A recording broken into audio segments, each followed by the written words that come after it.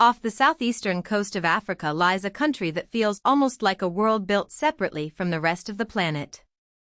Madagascar is an island nation in the Indian Ocean, made up of the main island of Madagascar and a number of smaller surrounding islands. It is the fourth largest island on Earth, the second largest island country, and large enough to hold an astonishing variety of landscapes, cultures, and species. Its capital and largest city, Antananarivo, sits in the central highlands, far from the beaches and rainforests that often dominate outside images of the country. But Madagascar is not simply famous because it is big. Its real importance comes from isolation. For tens of millions of years, it has been separated from major landmasses, allowing life, culture, and history to develop in unusually distinctive ways. To understand Madagascar, we have to go far back in time, before humans, before modern countries, and even before today's continents took their current shape. Madagascar was once part of the ancient supercontinent Gondwana. During the early Jurassic period, around 180 million years ago, it began separating from Africa. Much later, roughly 90 million years ago, it also split from the Indian subcontinent. These separations mattered enormously. Once Madagascar became isolated by ocean, plants and animals on the island were cut off from many of the evolutionary pressures and exchanges happening elsewhere. Species that arrived or remained there evolved in relative seclusion. Over millions of years, that seclusion turned Madagascar into one of the most biologically unusual places on Earth. This long isolation is why Madagascar is known as a biodiversity hotspot and one of the world's 17 megadiverse countries. More than 90% of its wildlife is endemic, meaning it is found naturally nowhere else on Earth. The most famous examples are lemurs, primates that evolved into many different forms across the island's forests. But lemurs are only part of the story. Madagascar is also home to unique chameleons, unusual birds, rare plants, and ecosystems that can change dramatically from one region to another. The island's subtropical to tropical maritime climate helps support this variety, but the geography is just as important. Rainforests, dry forests, highlands, and coastal zones all create habitats where life has taken different evolutionary paths. Madagascar's human history is just as surprising as its natural history. The island was first permanently settled during or before the middle of the first millennium CE, roughly between 500–700. The earliest settlers were Austronesian peoples, likely arriving by outrigger canoe from what is now Indonesia. This means that, although Madagascar lies near Africa, some of its earliest cultural roots stretch across the Indian Ocean towards Southeast Asia. These settlers brought farming practices, language influences, and maritime knowledge that shaped Malagasy society. Around the 9th century, Bantu groups crossed the Mozambique Channel from East Africa and joined the growing population. Over time, more communities arrived, interacted, intermarried, traded, and contributed to the island's complex identity. The result of these waves of settlement is a culture that cannot be neatly described as only African or only Asian. Madagascar's people are collectively known as Malagasy, and the country recognizes 18 or more classified peoples. The Merina, based largely in the central highlands, are the most numerous. Across the island, different communities developed distinct customs, social structures, dialects, and relationships to land and ancestry. Malagasy, one of the country's official languages, reflects deep Austronesian roots, while centuries of contact with Africa, Arabia, Europe, and the wider Indian Ocean world added further layers. Religion also reflects this mixture. Christianity is now the predominant religion, but traditional beliefs remain significant for many, especially in practices connected to ancestors, sacred places, and local identity. For much of its pre-modern history, Madagascar was not ruled as one unified country. Instead, the island was home to a shifting patchwork of kingdoms, chiefdoms, alliances, and rival powers. Geography helped produce this fragmentation. Mountains, forests, coasts, and regional ecological differences shaped how communities lived and governed themselves.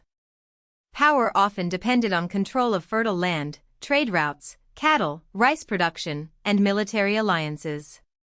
This changed in a major way beginning in the early 19th century, when much of the island was gradually united under the Kingdom of Madagascar. This kingdom was ruled by a series of Merina nobles from the Central Highlands, and it marked one of the most important political transformations in the island's history. The Kingdom of Madagascar brought greater centralization, but it also brought new pressures. Like many societies in the 19th century, Madagascar was drawn into a world increasingly dominated by European imperial competition, missionary activity, trade, and diplomacy. France eventually moved to take direct control. In 1897, the monarchy was ended when France annexed Madagascar, turning it into a colony. Colonial rule reshaped institutions, infrastructure, land relations, education, and economic priorities. It also created deep tensions, as French authority was imposed over a population with its own political traditions and regional identities. Madagascar remained under French control until 1960, when it gained independence. That year marked a new beginning, but independence did not automatically solve the country's political and economic challenges. Since independence, Madagascar has passed through 4 major constitutional periods, commonly called republics. Its political history has included experiments with democracy, periods of instability, and struggles over legitimacy and leadership. Since 1992, the country has officially been governed as a constitutional democracy, but the path has often been uneven. A major crisis came in 2009, when political conflict and a military-backed coup pushed Madagascar into a prolonged transition. Constitutional governance was restored in January 2014 with the beginning of the Fourth Republic.